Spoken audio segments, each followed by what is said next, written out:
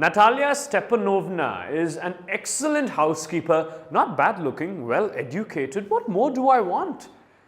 These lines are said by the protagonist of the play, The Proposal, written by Anton Chekhov.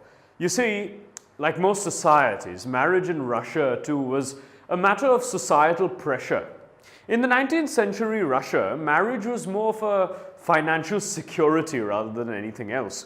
And as the title suggests, The Proposal, this play focuses on this very tendency of wealthy families to get matches with similar or higher financial conditions for their children. But before we get into the details, let me tell you something about one of my favorite playwrights. Anton Pavlovich Chekhov was born on the 29th of January 1860. A Russian playwright and short story writer, he is considered one of the greatest short fiction writers in history. His one-act play, The Proposal, is one such famous story. The play, as a satire for a money-driven type of marriage, depicts the two main characters as excessively posh and desperately wanting to wed each other for economic security, blind to the fact that they would not get along well. You see? Let's read the play and find out. The Proposal, Anton Chekhov. The Proposal, originally titled A Marriage Proposal, is a one-act play. Actually, it's called a farce, and it's done by the Russian short story writer and dramatist Anton Chekhov. It was written in the year 1888 to 89, in between. The play is about the tendency of wealthy families to seek ties with other wealthy families to increase their estates by encouraging marriages that make good economic sense. Ivan Lomov, a long-time wealthy neighbor of Stepan Shubyukov, also wealthy, comes to seek the hand of Shubyukov's 25-year-old daughter, Natalia. All three are quarrelsome people and they quarrel over petty issues. The proposal is in danger of being forgotten amidst all this quarreling. But economic good sense ensures that the proposal is made after all, although the quarreling perhaps continues. The characters for you. Here, Stepan Stepanovich Chubyukov, a landowner, Natalia Stepanovna, his daughter, 25 years old, Ivan Vasilovich Lomov, a neighbor of Shubyukov, a large and hearty but very suspicious landowner. The setting is a drawing room in Shubyukov's house. Lomov enters wearing a dress jacket and white gloves. Shubyukov rises to meet him. Shubyukov, my dear fellow, whom do I see? Ivan Vasilovich? I am extremely glad. He squeezes his hand. Now this is a surprise. My darling, how are you? Lomov, thank you. And how may you be getting on? Shubyukov, we just get along somehow, my angel, thanks to your prayers and so on. Sit down, please. Now, you know, you shouldn't forget all about your neighbors, my darling, my dear fellow. Why are you so formal in your get-up? Evening dress, gloves, and so on. Can you be going anywhere, my treasure?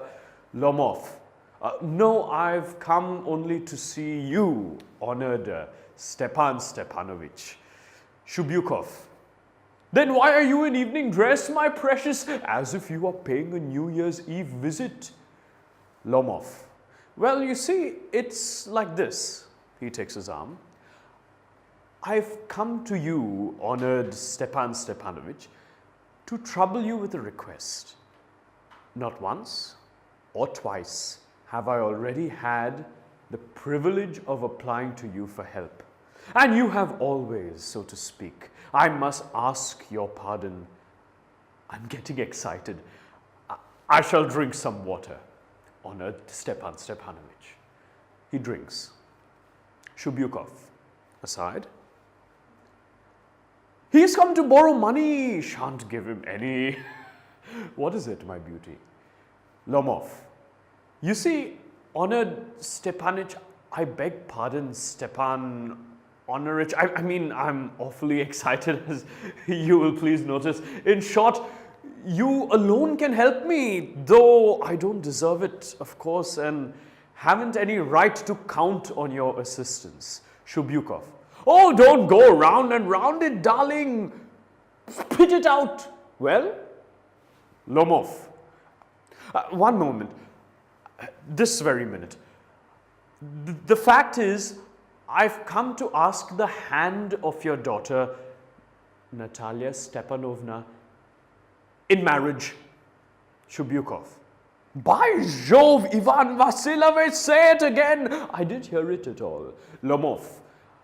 I have the honor to ask. Shubyukov. My dear fellow, I'm so glad.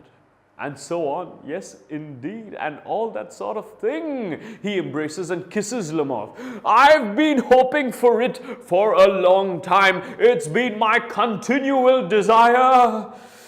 And I've always loved you, my angel, as if you were my own son. May God give you both His help and His love, and so on, and so much hope. What am I behaving in this idiotic way for? I'm off my balance with joy, absolutely off my balance. Oh, with all my soul, I'll go and call Natalia and all that.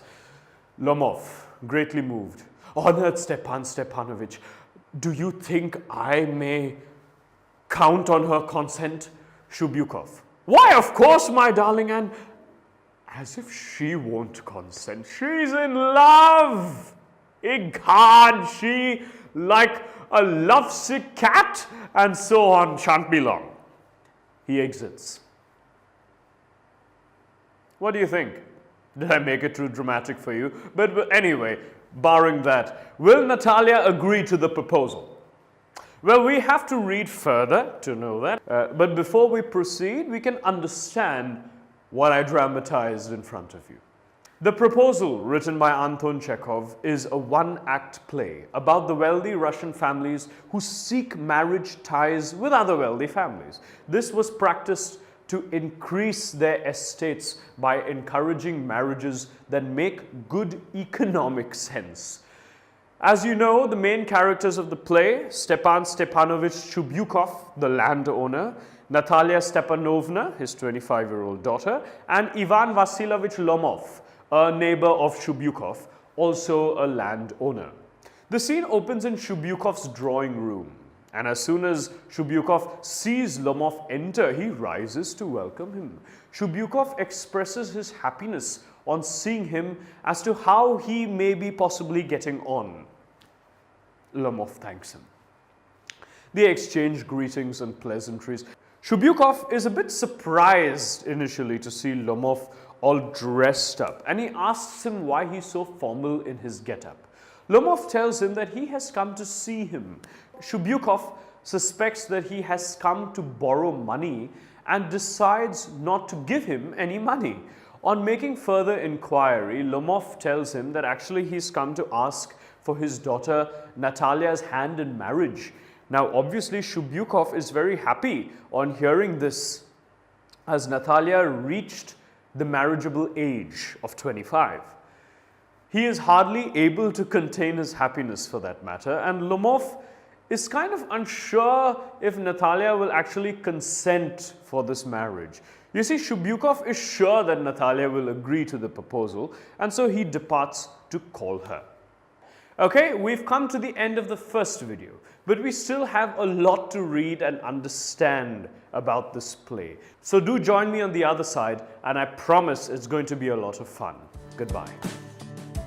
Tutormate. For more amazing video lectures, download the free app on the Apple App Store or the Google Play Store.